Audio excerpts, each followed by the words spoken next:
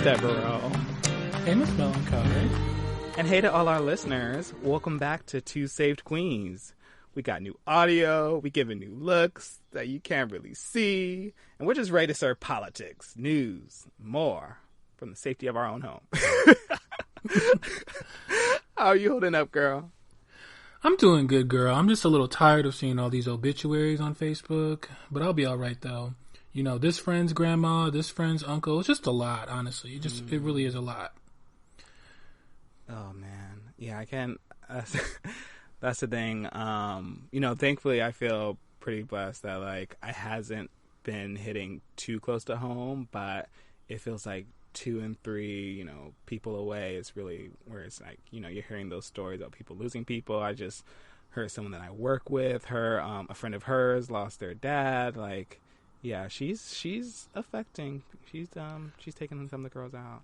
She really is, especially, here in Detroit and in New York City. I'm just seeing so many stories between both of those two cities. In New Orleans too, honestly, just seeing a lot of death, and it's just, it's a lot to process. It's a form of trauma, processing all this mass illness and death at one time. So, oh man, what is it? Are you getting out? Like, So I'm overdue for a shopping trip. Because I'm curious, like, what it's like out in the world. Because I spent all last week really going through some DoorDash and Postmates because I just got real lazy.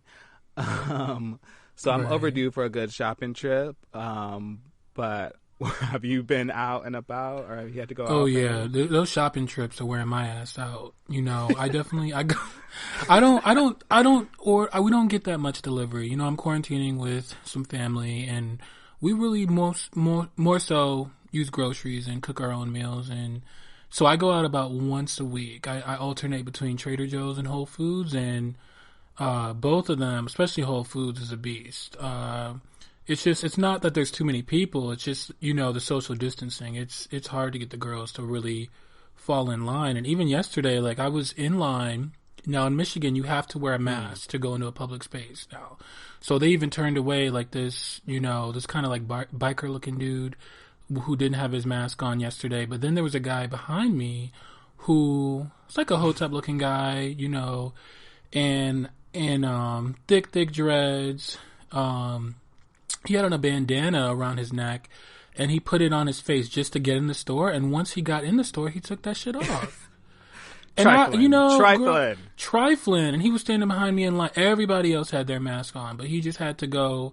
And he's sticking it to the man, I guess. I don't know what the hell he was doing, but I wasn't for it, girl. I was pissed. And he was the main one walking around, always getting in everybody's space, getting in my space. So what? So then he was not only took off the mask, but then you got into people's space. Exactly.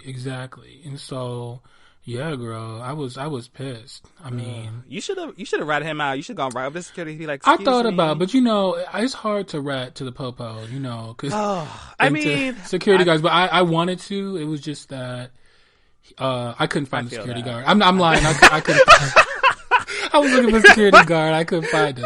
I was looking for him. I'm not gonna lie. I am that girl to rat a girl out sometimes. I was like, and also I'm like, security's not the po full. Like, well, that Whole Foods, we're in are Detroit. they? We're in Detroit, so they have guns. They're armed though. Well, so the thing I also say, and that's the thing I hate about our grocery stores here, is like, our grocery store doesn't have a police. It's literally regular security, and he got a gun. And I'm like, this is in California. Like, why do you need a gun?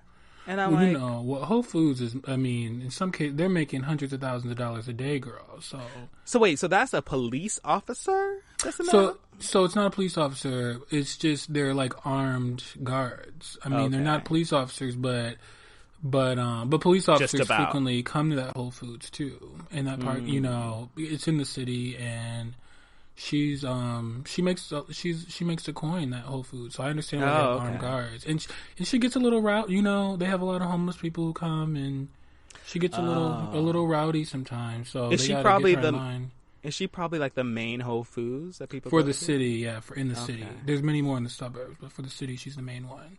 Okay.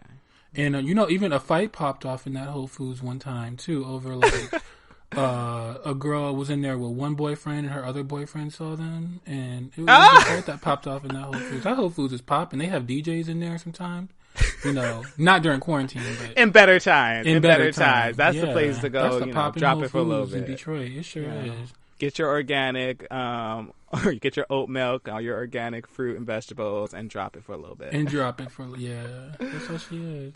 Oh man. Well, I think let's get into like good news. What we're gonna call good news, bad news. Basically, this is our chance to discuss news, politics, something that we just saw and heard about, and just need to kind of get off our chest. I think you had something that you had mentioned to me, girl, that you recently saw.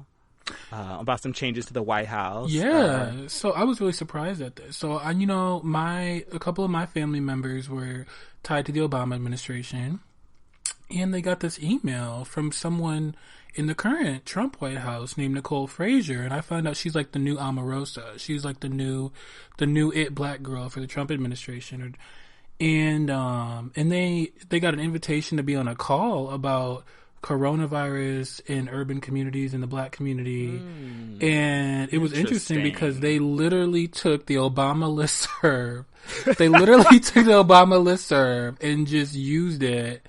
I didn't even know they would have had access to it. I mean, they did say they left them stuff, but I get it though. You just leaving them like a whole list of like black people to read a whole outreach list and to do a whole outreach list. Yeah, so it was really interesting. I'm like, dang, don't y'all got your own people? Where are your people at? Omarosa didn't have that kind of list. Yeah, she didn't have that kind of list to leave a homegirl, Nicole Frazier. So, and for those of you who don't know, Omarosa was a former, I guess, black people whisperer, you would call. I mean, she had a more official title. For Miss Donald J. Trump, for Miss DJT. Yeah. We usually call her DJT, Miss DJT.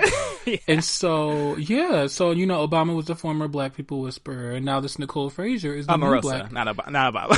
Oh, I'm sorry, Omarosa. Omarosa is a new black people, or was an old black people whisperer for the Trump administration, and now I guess Miss Nicole Frazier is the new one, but she got to get her own list, girl. Go get your own list. Now, what does this Nicole give you? Like, what kind of... Well, she's definitely a little bit more she's not, like, out there like a Kellyanne or anything. She's not that type of girl. She's not that type of loud, But you're also working for the Trump administration. I mean... Yeah, but, that's an interesting question because it's like, okay, don't we...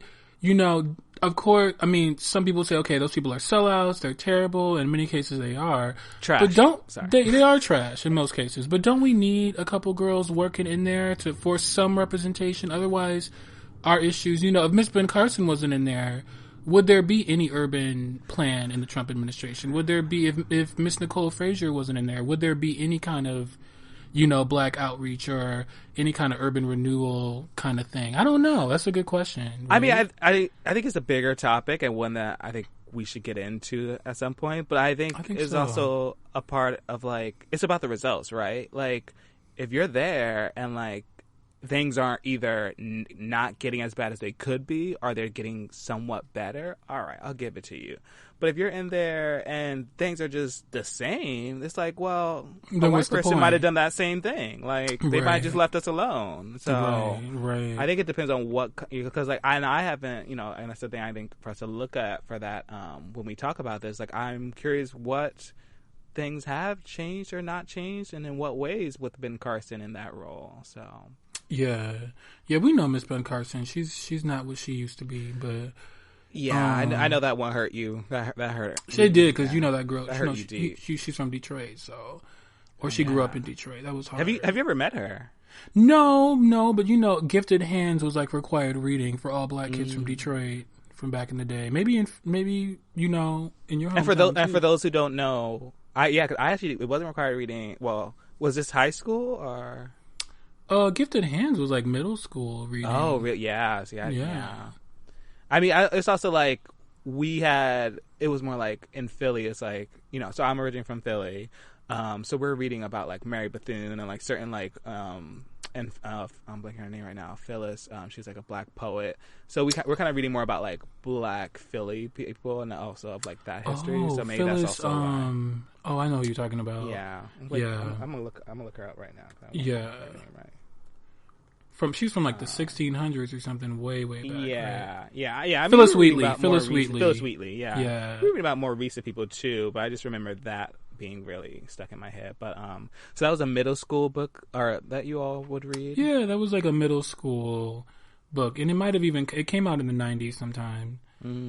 So, but and I think you wanted to talk about some good news, bad news too. You had a I mean, my my good news, bad news is related to like the protesters. We've been, I don't know, has it been like maybe a month and a half or so that we've been in quarantine. Yeah, about 6 weeks. It's been about 6 weeks. And the girls are already over it. They can't do it, especially the white girls. They are just can't stand it. They need to get their hair done. They need to go to the grocery. Well, they can go to the grocery, but they need to like be able to go shoot their guns. They just need to like get out. So obviously, I think I'm saying white people because those were the majority of the people who were protesting. They were protesting with guns at state capitals. Surprisingly, the police did not kill any of them. It's crazy. What a surprise! No one got arrested, or even really arrest many. They're blocking traffic, arrested. driving around, walking around the state capitol with guns. In Michigan, they blocked the ambulance from getting to the hospital. They were blocking ambulances. Look at that.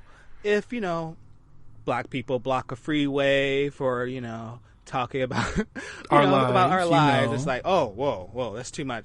So I just thought it was just really interesting, the ways in which, and of course, along with the Confederate flag, there's plenty, not all, but there's a lot of American flags, plenty of that, and just a lot of signs about freedom and the amendment rights, and it's our right to protest. And I just think it's so interesting that they compared it to slavery, and Rosa Parks. Always. We're doing Rosa Parks. In Rosa Parks, they were doing Rosa Parks analogies. For some reason, that just doesn't connect in their heads. But if someone's gonna kneel at a football game, or if someone's gonna march for their very lives, that's too much. Oh no, you're not protesting the right way. So maybe the only real way that's okay to protest in our country is if you're white. Maybe that's it. Yeah. Is if you're white. That's it. Because for some reason, Black Lives Matter and Colin Kaepernick, that they weren't protesting the right way. And I will say, I think I don't think I said on the pod, but I was like, oh, that thing is definitely not going to happen in Miss California, and she definitely did. The girls were protesting in San Diego and Huntington Beach, which is about like an hour or 45 minutes to an hour south of L.A., and even in Miss L.A. County, there were plenty of protests. But Miss Orange County and Miss San Diego, those used to be red counties. Those were Republican and if we're going to be honest, before... as someone when you live out here, you kind of know Miss OC is more not. She's still got that to her. She's more conservative environment, and that goes straight down to San Diego. And if you ever go to them, you see that as well. But I think for sure. I mean, San Diego's a lot of military people. Yeah, definitely. But I think it's also interesting where, kind of off the back of that, where we're surprisingly seeing some spike in cases, especially in like Michigan. Girl, is there something I read about that? Yeah, I read that, or I saw that one. One of the Michigan protesters tested positive, but even more so in North Carolina. In Miss North Carolina, 20 of the protesters have come up positive for Miss Corona. And including the organizer of the North Carolina protest. Look at that. So this might be. So we're saying this is technically bad news, but maybe it's good news because if you're gonna take your ass out there and go protest, when you're supposed to be sitting at home under quarantine, maybe maybe it's not your time. Maybe it's not meant for you. Yeah, or maybe Mother Nature is doing her. She's doing that good work. They wanted freedom though. They wanted freedom. Yeah, so you got the freedom to catch a disease that you think isn't real or is a hoax, which is a hoax, right? That's what the girls. Right. That's what the girls are saying. That which leads to our last kind of topic in Good News, Bad News about Miss Diamond and Silk. Let me make sure I got their full names. We are talking about. Where is their full? I need to call them by their true name. Miss Lynette Hardaway and Miss Rochelle Richardson, aka Miss Diamond and Miss Silk, who last time we had talked about the fact that they had gotten banned on Twitter. So it was about, and I put it in our show, it was about them saying that it was a hoax, or just saying well, they were or just general they were basically saying that about... somehow they came to the conclusion that quarantining was not the way to avoid it, and actually you should just get out there, and that's the best way to deal with this virus. So off the back of that, shortly after, they have been pulled from Fox News and no longer going to be commentating with Miss Fox. Yeah, that's how a sad. one. What a tragedy.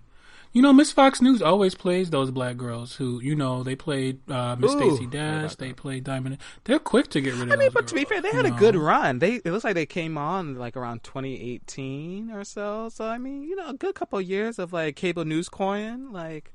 I've been getting that, I don't know that it's always monthly or how, the pundit fees work or the pundit compensation works, but I bet they got some good change, so they had a good run. They're still going to sell their merch. There's an election coming up. So. I guess, right. But I guess selling out has its temporary benefits. It's a temporary situation. It's a temporary thing, selling out, it doesn't last forever. No, it doesn't. It doesn't.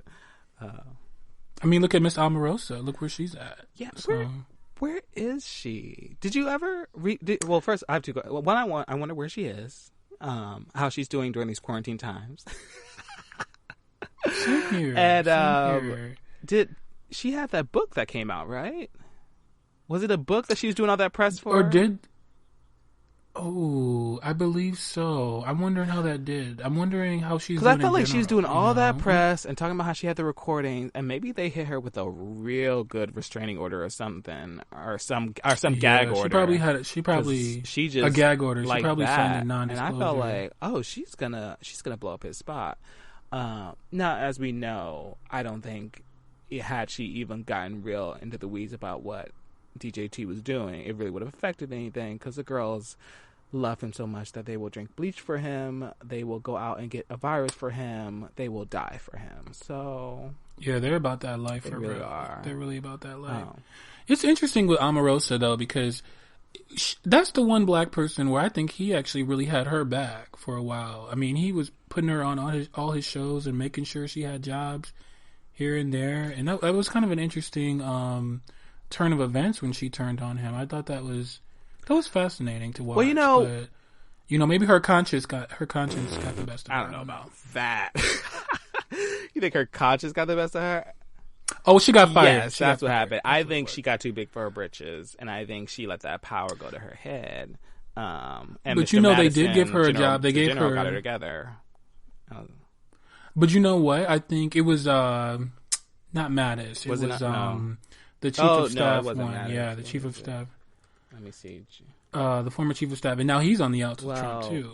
The guy, he's a general also. But it's interesting because they offered her a job on the campaign, a well-paid job, Miss Omarosa, and I guess that wasn't good enough for her, because remember she had her wedding and she brought her John Kelly, General Kelly. Yeah, she brought her friends into the White House for her reception. Wait, you're saying they offered her a campaign job? From but the I mean, like, what's Trump that 2020 timeline? campaign. Like when?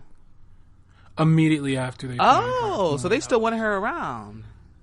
They still wanted her around. They just didn't want her in the White House, but they wanted her around. Yeah. And she. But you don't want to go. You don't want to go back her. To being in like some tents and having to go stomp for him after you've been in the White House, after you've been on the walking on that carpeted floor. I think that'd be hard for anyone to go back to. Yeah, maybe that was it. Maybe it was all ego. But the thing I could stomach reading about Trump more back in the day, the thing I think was interesting that profiles that people always talk about is the thing he values most is loyalty. And I think early on, especially because she was back with him when he was just, well, I guess a failed, in quotes, real estate, or just, a celebrity, and then stood by him through that whole thing. I think he did really value that. I think that's why he had a special place. I think his new, what's her name? Miss Hope, she's another long timer. Oh, she's coming back. Yeah, she's coming back to the White House. They let her go, and she's coming back. Why did they have to let her go too? So, oh Lord, they just. She lied. I think she might have allegedly lied to the FBI or something. Okay. But it wasn't like, but she technically didn't betray him, right? Right. She didn't betray him. She's not. No. Yeah. She's gonna be good. She's good. Yeah, right. she's good. But today, despite all this Trump talk, we're actually we also been talking a lot about Black people, and actually what is our main, topic, the word that we're going to try and talk about today is anti-Blackness. Indeed. Something many of us are familiar with. Yeah. But we're really talking about anti-Blackness globally, though, too, which is a huge issue. And, we think of anti-Blackness, we typically think of, here in America, but anti-Blackness is something that America has exported, really, in many ways. And Europe. Yeah, the original. The original. The original. The originator. the originator, racist. Right. From which all racism descends. And there's a lot of elements to anti-Blackness, and obviously, like, the diaspora is different in many ways, and there's a piece to it about colorism, but I think the main ways in which, we're going to be focusing on capital B Black, experiences abroad. We're going to be thinking about that in relation to Miss China.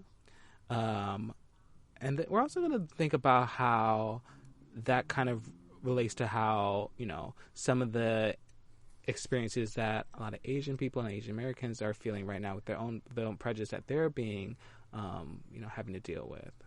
So where do you kind of want to go with this, girl? Where do you want to start? Like, this is a meaty one. Well, it was interesting because I know we're going to definitely get into China and some other places, but one thing I wanted to kind of look at was Brazil, because they have a president very similar to ours, kind of a right-wing populist. And she's very much, even though she was exposed and some of her top people were exposed to, I say she, but I'm using that loosely. They have a male president. And so, but yeah, he was exposed to his high deputies had coronavirus, including when they went to go meet with Trump at Mar-a-Lago back in either sometime in March, I think, or maybe even in February. And, but he's basically a coronavirus denier in terms of the effects of it on his country, even though there's, thousands of people sick and many dying. And, he wants to open back up. Who does that sound like? Liberate the states, right? He wants it to open back, and he's actually getting pushback from even those in his own party who are governors within his country. Yeah, like essentially the heads of like what would be like the heads of the state, like the head of like, this, where Sao Paulo is and where Rio de Janeiro is. He's getting a lot of pushback. But the weird thing is, I don't even know if we should call it that he wants to open back up. It's like he doesn't want to close down even, like, right, or even close down. Right now, technically they are still kind of open, and I think some of the state and some of the major cities are kind of pushing more restrictions, but he doesn't want their economy to stop. And I think there's a big piece there about we talk about capitalism and all that. It's a whole nother thing, but there's a big piece here where like the big thing people don't want, and they don't want here is like, don't mess with the economy, especially with Brazil. Is kind of standing out as like one of the South American countries that I think has been doing really well, with Venezuela kind of going through a whole bunch of shit. Brazil is kind of, the big thing that's helping them when they're kind of put in this block. There was like this idea, this brick block of like Brazil, Russia, India, and China's like, these are the, really developing and future the next, major economies are really developing, and Brazil being really one of those. I'm sure he doesn't want to slow that down. He doesn't want anything to mess with that. So, I mean, Brazil's economy does fluctuate a lot, but I think that one thing that's interesting in the context of anti-Blackness, I think really what he's saying when he wants to keep things open and not close things down, that's really a form of anti-Blackness in this way. The densest neighborhoods, the densest parts of those major cities, Rio de Janeiro, Sao Paulo, etc., the densest parts of those cities are favelas, right? Which house a number of poor Black and brown people. They're most at risk for coronavirus just because of like the density of the living situations in those areas. So what's interesting too is that, because the authorities are not really enforcing quarantine, and in the favelas, the drug gangs in some of the favelas have actually taken over the job of enforcing quarantine to keep the favelas safe. That's wild. In Brazil, because the state won't protect them as Black and brown and poor people. And so even kind of relating this to anti-Blackness globally, I mean, the Brazilian president has a history of bigotry, and I just think his the way he's acting now is an extension of his beliefs and even a form, like I said, of anti-Blackness. Of really letting a certain group of people die just for the greater good of a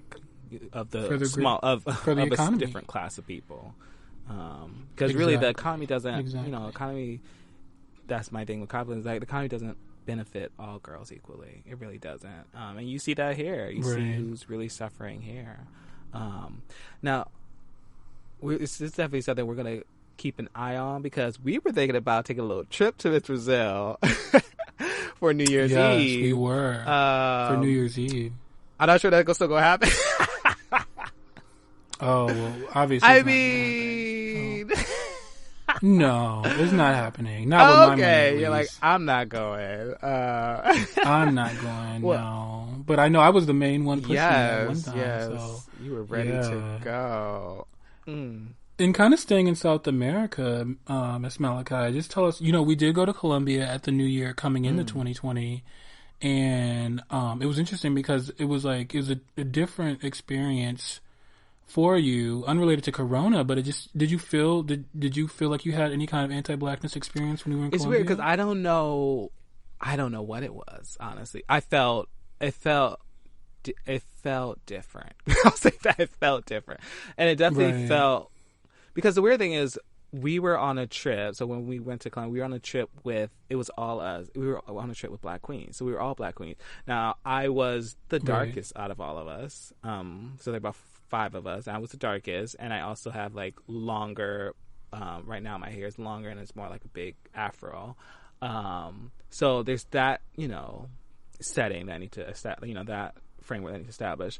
But there were just a lot of moments where I felt like my boundaries weren't respected. I felt really like an intense scrutiny, and it happened. So we went to Medellin, where Shakira is from, and I was hoping we would see Shakira or Maluma, because apparently he lives there too, but that didn't happen. So just another reason. That's another reason. I didn't love that trip. And then Cartagena, which is more on the coast, which is a completely different experience. So when you're thinking about Medellin, it's in the valley. It's in this beautiful valley, and it is a beautiful city. I think that's one of the things you really liked about it as well, girl, right? Oh yeah, I love that. It's really scenic. It's beautiful and urban. Yeah, at the same but if you time. think about Colombia, Colombia has its own kind of issues of anti-Blackness and colorism, where a lot of Colombians who technically are more white presenting are, and I don't know if they have more.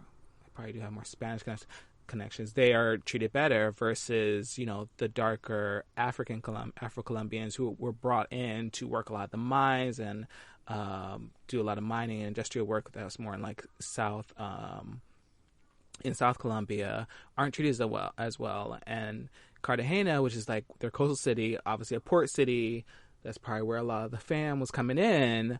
It was so interesting. There's like this downtown part to Cartagena, but then there's these other areas that are these more completely Black spaces and towns that for a long time were either not recognized or were not given the same level of support, really, until even one place in particular called Palenque, which is like the first free African state in the Americas, didn't even get that recognition of kind of being its own its own entity, separate from the normal or the rest of Colombia, until like Obama was coming to visit, which in 2012, in the last year of his first term, when the Americas Summit was in Colombia, and that's when Palenque finally got the title to their land, which the Colombian government was holding from them because they were the first free Black settlement in the Americas. For decades.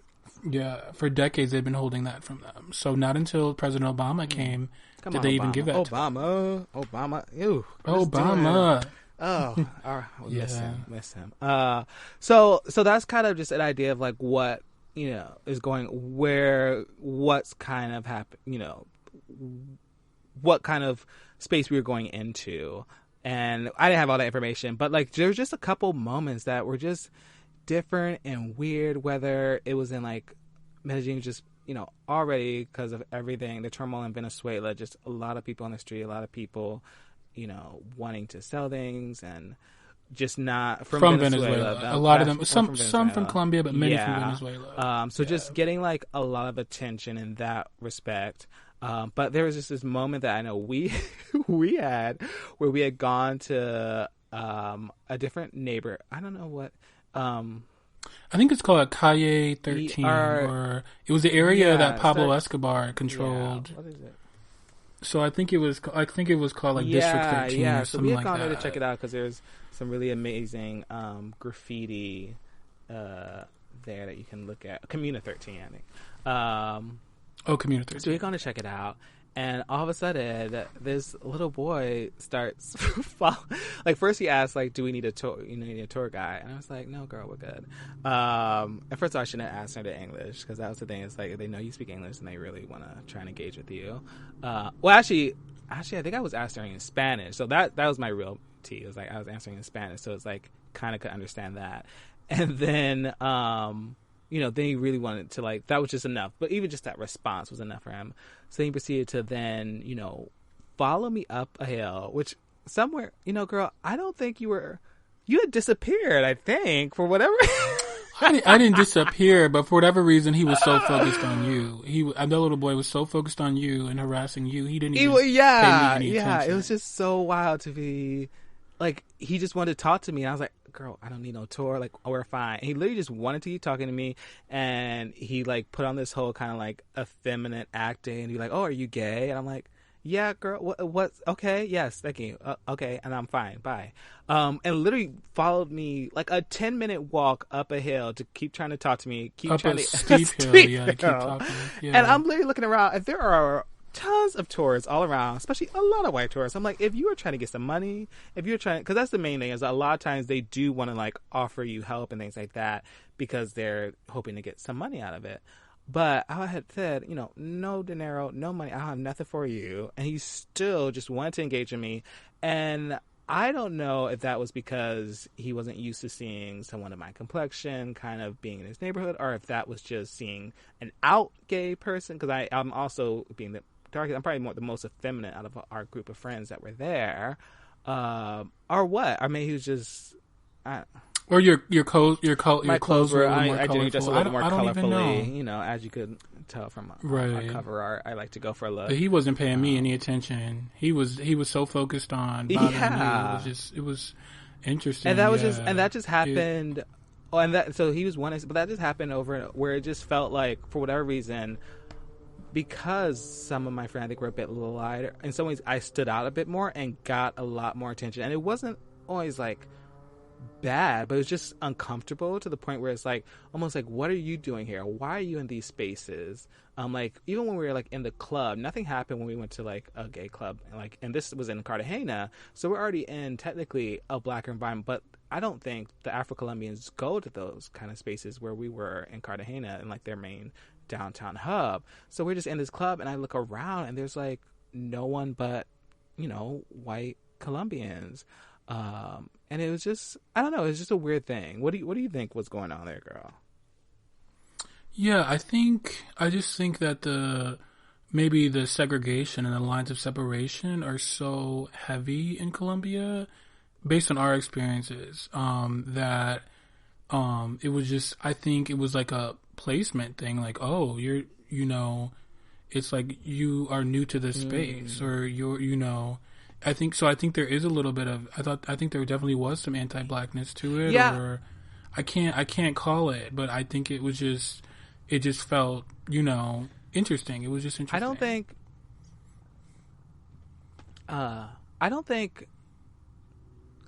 I'm not sure if you were with us when we had dinner one night. We were at this really, really cute tapas place in Cartagena, and I think you weren't there with us, and we struck up I struck up this conversation with this woman next to us she was a white Colombian, and her boyfriend, they actually both from the States. Her boyfriend, I think they may married or together, I don't know, and her boyfriend was a white guy from the Bay. They lived in the Bay. So he, of course, worked for some terrible tech company.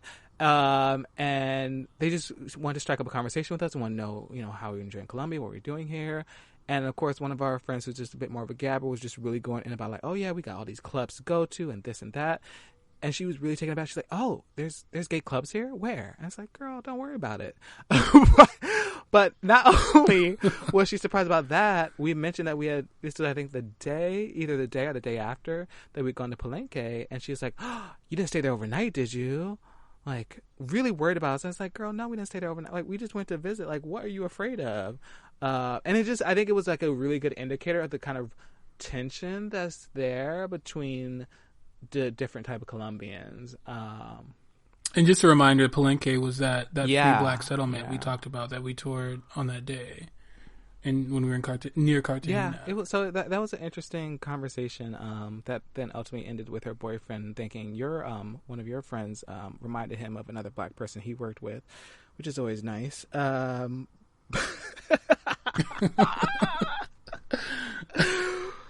But so, I mean, we've talked extensively about South America. Obviously, there's an anti-Blackness issue there. And even now, it's interesting because, even migrating over to Italy, which was another source of the coronavirus crisis, anti-Blackness has been an issue in Italy for some years now because of, African migration from northern and sub-Saharan Africa into Italy.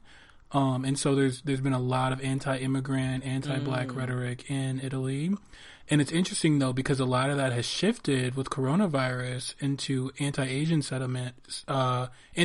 sentiment in Italy.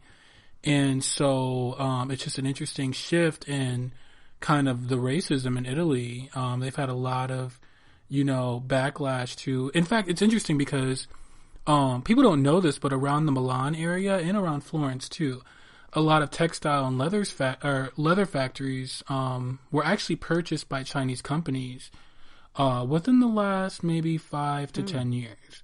And so what a lot of those companies did is they actually brought Chinese labor with them from China to Italy.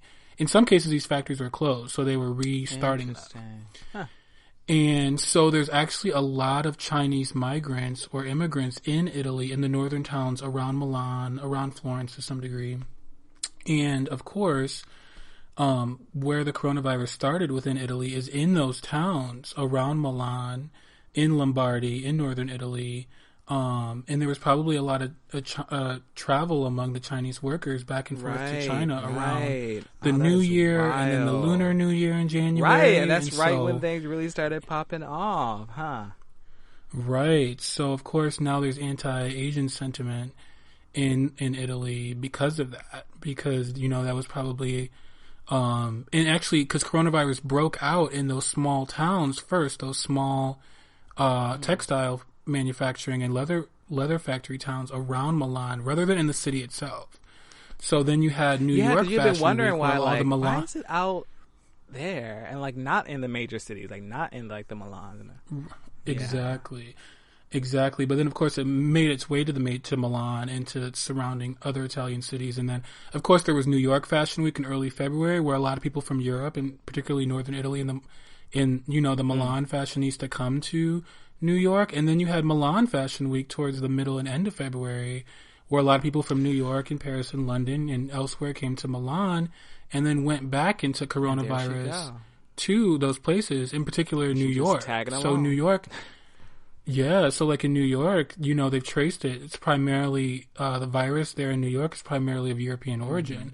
And a lot of it is probably related to the fashion industry and Fashion Week and business travel to and from Europe and leisure travel to and from Europe. But it's just kind of interesting to see, all these years I've been reading stories in Europe, on BBC and European news outlets about anti-Blackness in Italy and them wanting to stop migration and wanting the EU to, come in and stop immigration into Europe from Africa, and now all of a sudden the racism has shifted to anti-Asian sentiment, which of course is still unwarranted, but it's just interesting to see that shift.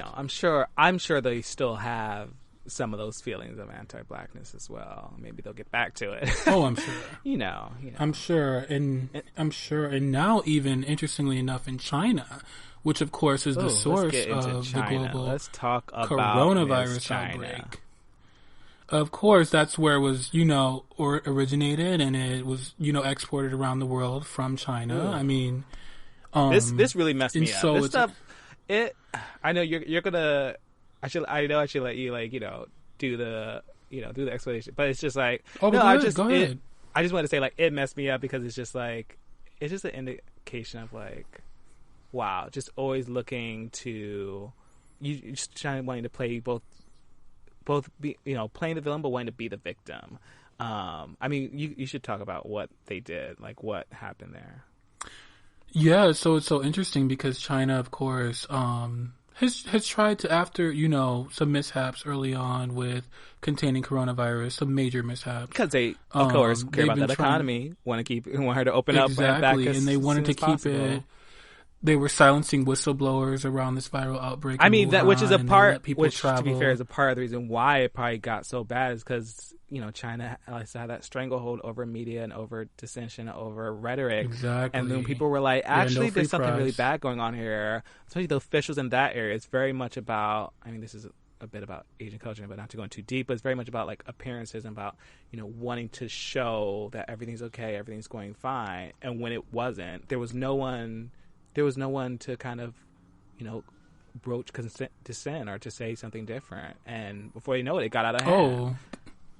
The local authorities tried to stop people who were writing about it on Weibo, I think, which is one of the WeChat, and Weibo, which are two of their major social media outlets, because Twitter, Facebook, and Instagram are blocked in China, and they silenced them. I mean, there was like a journalist doctors. Who was like literally sending his video out to people. Like literally, he was getting he sent a video. He showed live how the police were coming to arrest him while he was like wearing a mask, trying to get the word out that this has gotten out of control and we need help.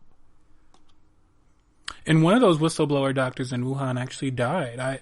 They say it's from coronavirus. Well, I guess we'll have to take their word for it. But it was just, it was really tragic. And so what's interesting is that, but 46,000 people left between the time that coronavirus was first identified in late fall through January 23rd, when China instituted a travel ban for people from Wuhan.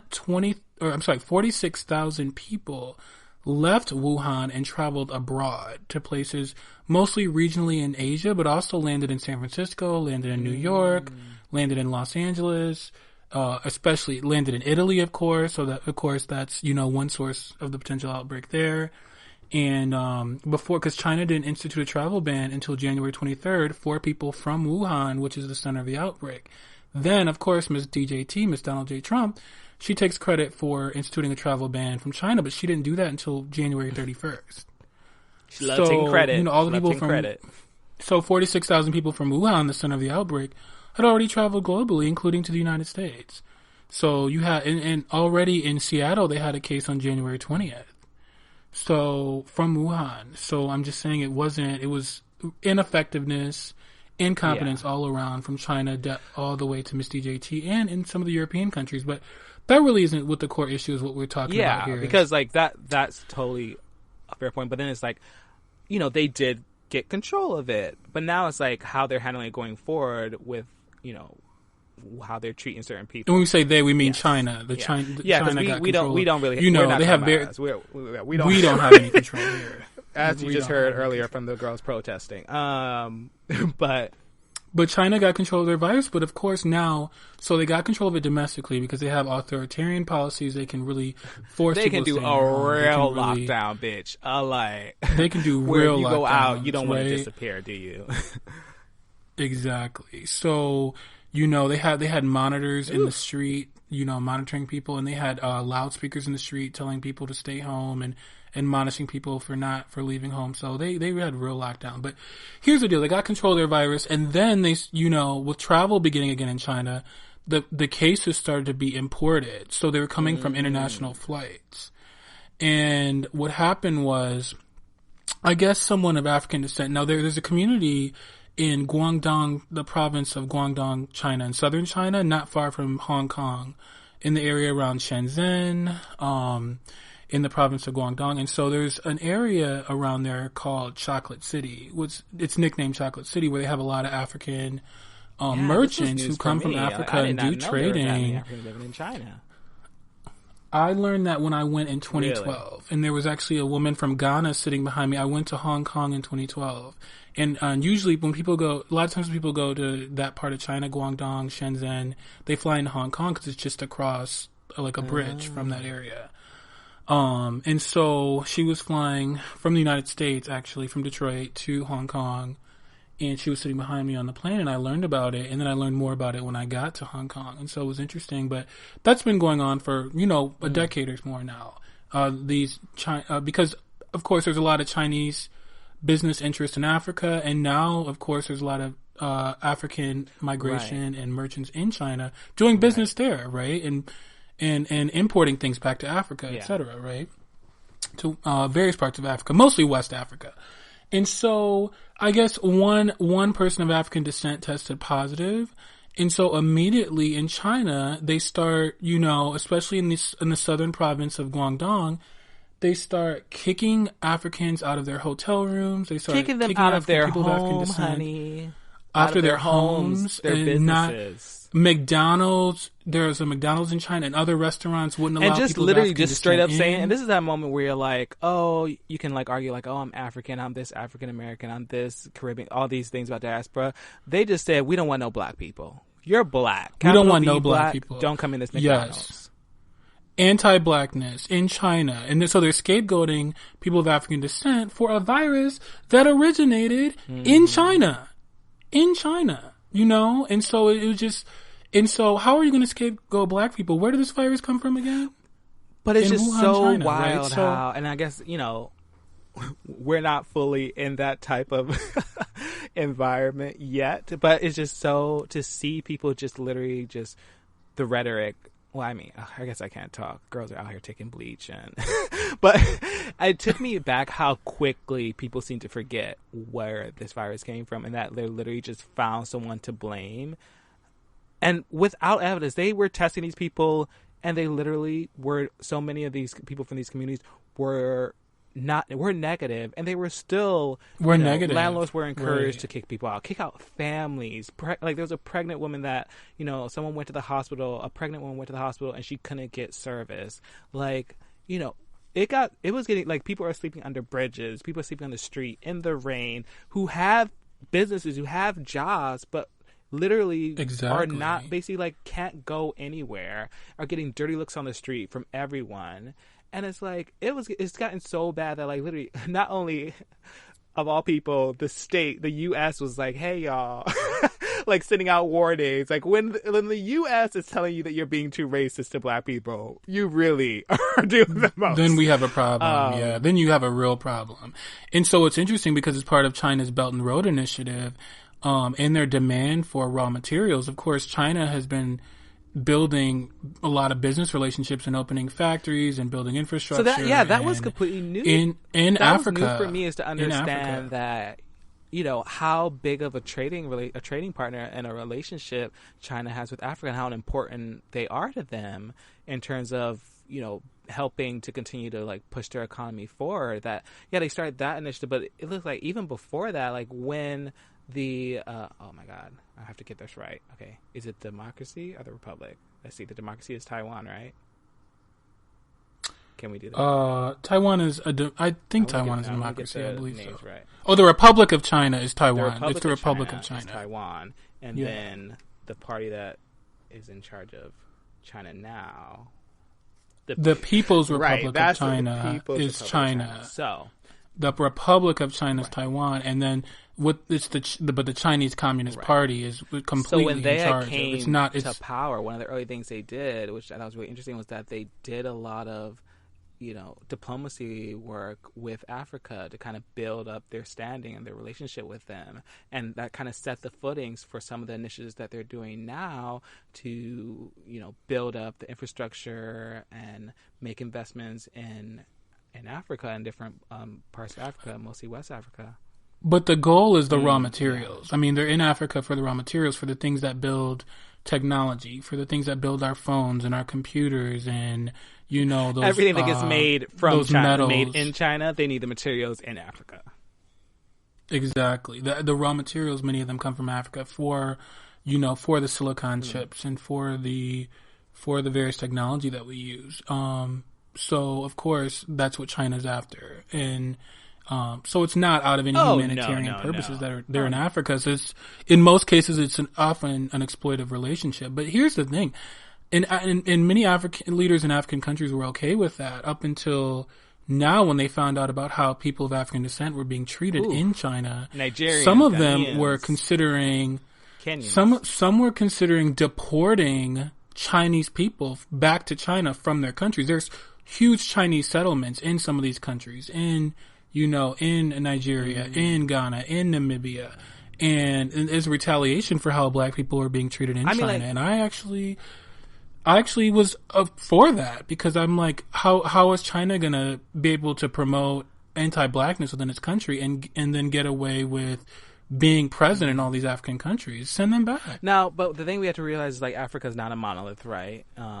It's so right, and I think the responses has been, the thing that actually has been a little just because it's almost that thing that reminds me of how our politics work, is ultimately it comes down to money. And seeing how there was all that outrage and just social media, and literally, like, there's this big moment that was going around where it had the Speaker of the House, I think for Nigeria, speaking to their ambassador in China, and ultimately, like, calling him out, being like, "What is going on here? Like, y'all need to fix this." And then how the machine, China's machine went into spin immediately. Oh no, it's just the U.S., it's just the West making it much bigger. It's not that bad, and never really apologizing for it.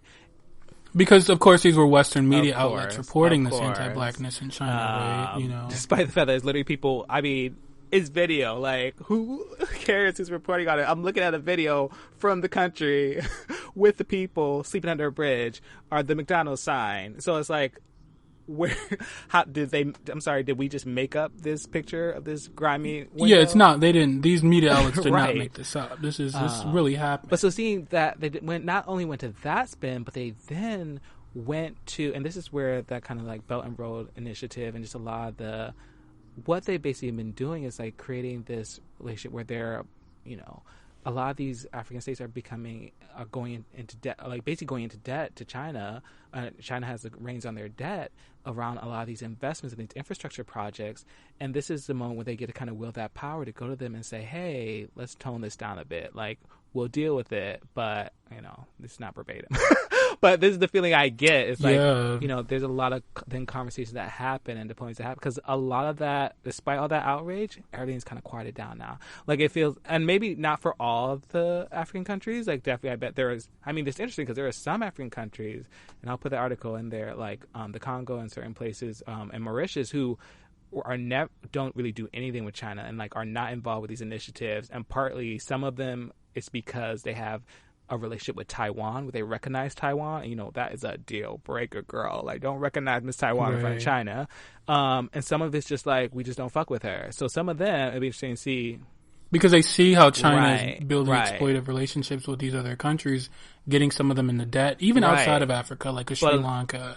And it's part of, and so they don't want any part of that. But the ones that have been really involved and who right now their citizens are being hurt, like Nigeria, Kenya, Ghana, like they are. It's interesting to see how like they're a bit quieter now, and it's this thing where like on the government level they're not kind of have a team to like rein in some of their rhetoric. Like that speaker did, or no, not the speaker, the foreign minister in Nigeria did go meet with the ambassador again to kind of say things don't seem like they're getting solved yet, but that's still not good enough, because like it's the same thing over here where like the people our age over in those countries, they're over it. They're seeing this video, and I think that's the thing that China, our Chinese officials, I shouldn't say, talk about the whole country at large, understated, was like how big this was looking on social media, because they don't really be paying attention, or they don't realize the effects of that.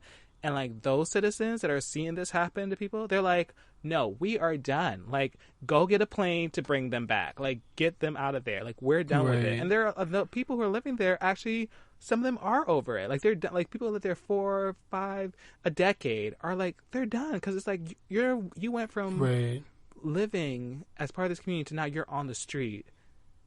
Because what? You needed a new space. But I had read articles prior to, this coronavirus situation where they were still being discriminated against in China and not being treated especially well, but they weren't being necessarily kicked out of their homes and hotels and whatnot. Is it just that same old anti-blackness girl?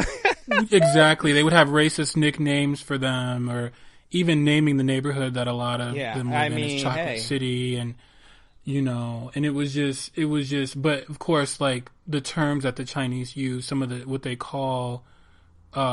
would call them was the equivalent of the N-word in regular conversation. So there's been a lot of anti-blackness in China even prior to this. This was just an excuse to scapegoat, black Africans in China for a virus that originated there in China for whatever reason. Yeah, and I think there's like, I would love to have someone on, not like a token agent, not like a token agent, but like have someone on to kind of like, because I think like Asia and like thinking about China and Japan and Korea, and especially when you're living there as black, I think like having even someone on who's like black in one of those places is just really interesting, because I think when you're in those kind of uniform cultures, uniform environment, and yes, China is not complete uniform, because as we also have seen how they've been treating Muslims, like they really just treat anyone who they see as different or unlike them.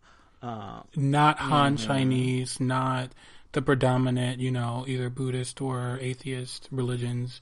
Like, I think it's difference that they want uniformity for they want cultural uniformity because that's how they can retain power. But it's that thing where like, but I've heard, not to go all like back in the day when like Silk Road times and all these things where like China was so much, and a lot of the Asian countries were so much more closed off. But it's like now we are a globalized world, we're a globalized economy, and it's like you can't have your global cake.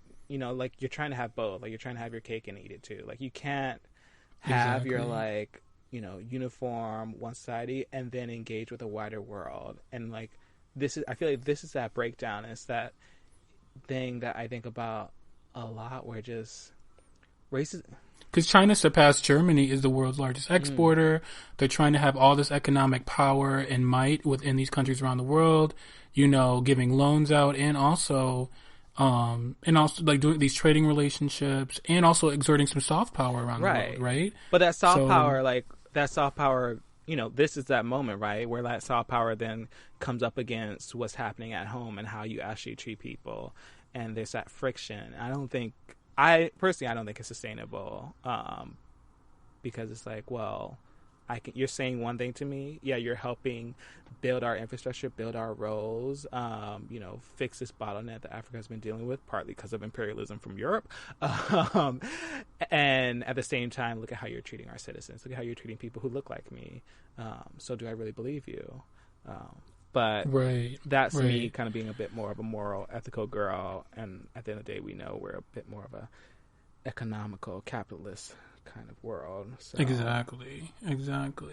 And so in another episode, we'll definitely tie this back to, Asian American community here in the United States and anti-blackness there. And how do we reconcile kind of what's going on, the anti-Asian discrimination here in the United States, and also the anti-blackness within that Asian American community here in the United States. So now, Ms. Malekai, let's go ahead and go to some listener mail. Which we don't have any of yet. So please help us out with that. Send us questions, comments, tell us what you think about the episode, the show, even your stories from quarantine to AskThem, ASKTHEM, at twosavedqueens.com. And you can tell a hoe what you really think about us. We can handle it. We really can. For sure. We're not afraid. We're not scared. So now I think we can go to thoughts and prayers. We're coming toward the end of our show, and it's a little section that we kind of came up with to kind of end the show on. And I think, Ms. Devereaux, you had something on your mind, something that you need to get off your chest, right? Yeah, definitely. I'll start us off. I really want to pray for all the black victims of COVID-19. And I did say that, black victims. We were told by a certain conspiracy theorist online that we couldn't get coronavirus, and lo and behold, we are overrepresented among COVID-19 deaths and illnesses in every major American epicenter of the outbreak: New York, Detroit, New Orleans, Los Angeles, Chicago. And I want to pray that we get rid of this Nazi president, I said it, Nazi president and administration in November who told black people, what do you have to lose? Okay, when he said, what do you have to lose by voting for him in 2016? Now we see very concretely what we had to lose in that election. And more importantly, our lives, and what we have to lose in his re-election. So hopefully a new president will allow us to begin the collective healing process in November. Amen. Ooh, I don't think I have anything. I think that's it. You did that. Oh, man. So I think that's our show for today. Thank you, as always, for spending a little time with us. Not that y'all are super busy right now, or most of us, but we still appreciate it, especially, just starting out, that you found our way here, and hopefully you enjoy listening to us as much as we enjoy doing this. You're also welcome to find us on social media. Feel free to hit us up on Twitter, Facebook, or Instagram at Two Saved Queens. Please make sure to like, share, subscribe. If you see a hoe, tell a hoe. It'll all help us out. Also, don't forget to rate us on iTunes, no matter what you rate it. If you put a comment, we may even read it on the show. Like I said, we ain't scared of you hoes. Thank you, Miss Devereaux, for joining me. We did it again, sis. We sure did. We sure did, girl. With that, we'll see you next week. But before we go, do you have some final word to lead the children with? Yeah, I want to give a final word, a final blessing. Just stay safe, everyone. Use those masks, use those gloves, use those condoms, use that PrEP. Stay safe in every way possible. All right, y'all.